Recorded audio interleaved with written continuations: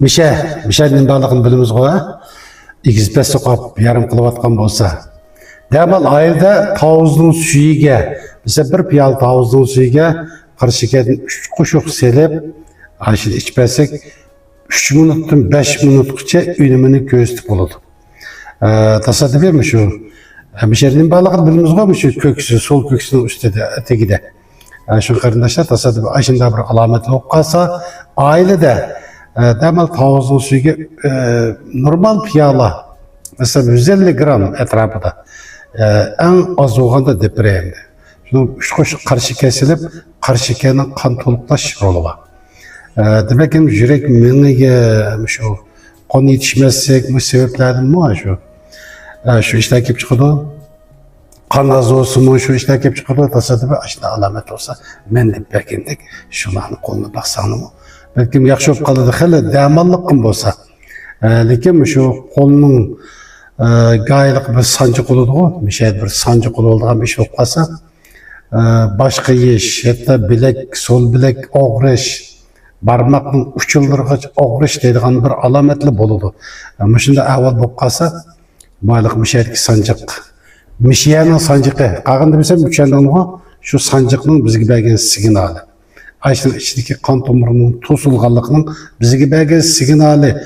Şuna onu sel qaraydigan işler emas. Birisi ailede bir mezgil şunda iş bolup qalgan bolsa, yoki doktorxonaga bir doktorxonadan şu kan tomur tarayıptı, tosuluptı.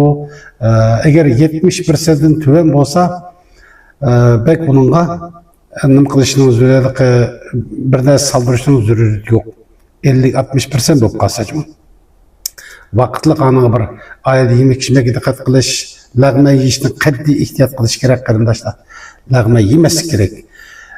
Undan boshqa şu qaynoq suvni ko'proq iste'mol qilib berish, tort deymiz, o'pka esip deymiz, ziyoda mayliq go'sht, shularni yeyishdan ehtiyot qilish kerak. Özünüzü asıramasanız haqdan siz bilan çatığı yok. Mesela sizge mesul bo'lgan şu doktor mu, qanday doktor bo'lishdan qat'iy nazar, aniqmi, maniqmi deydi, aqlingizdan kichik olan bir yurgandek yuradigan hech kimning vaqti yo'q. Dunyoda eng usta doktor o'zimiz.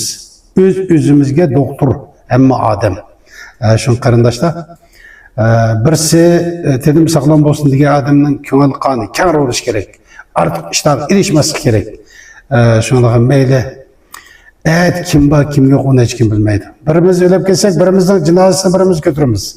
Şu uğraşıp talaş kılacak dünya emez bu. O kadar uzun. Şu mesela bir adamla 100 yaş etrafında ölüp gitti desek mi? Ölüp gitişten bir gep kılalaydığı adam olsa. Mesela demek ki bu şu dünyada kancırık yaşapsa kandarak hissiyatı bulduğunda ise işki gözlep, işkiden çırıp, işkiden çıkettim. Eğer ben bozsam ben çok hoşuna diyeyim. Demek ki hazır hayatımda mı? Kanday köyden olsa ben ayda cevap veririm ben. Aydan çırıp, meyini çıkıp bağırdık eskaladım.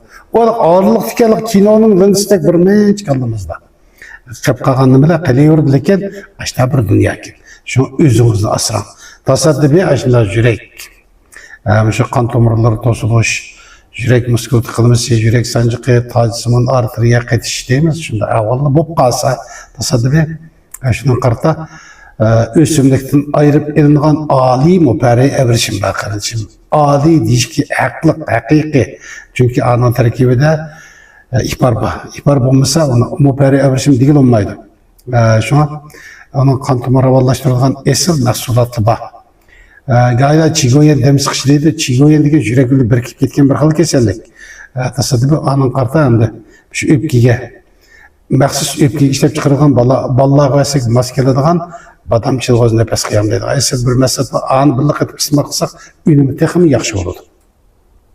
Meyli şu ayallah kesellikleri yoki erlar kesellikleri olsun, qanday bir kesellik olsa ündar qetibleş arqılıq sonra mesele sorsanız buludu, ben doktor. Üzerinde doktordu bağlılıkına şu salayet var, şöyle kenişki var. Tasadüfi, ündarga qetibleş arqılıq sonra paylansanlar, ündarım 18-9, 77, 66, 170. Salamat basak, yaqatim körşeyle, teçemallah hatırcımda gelmeyle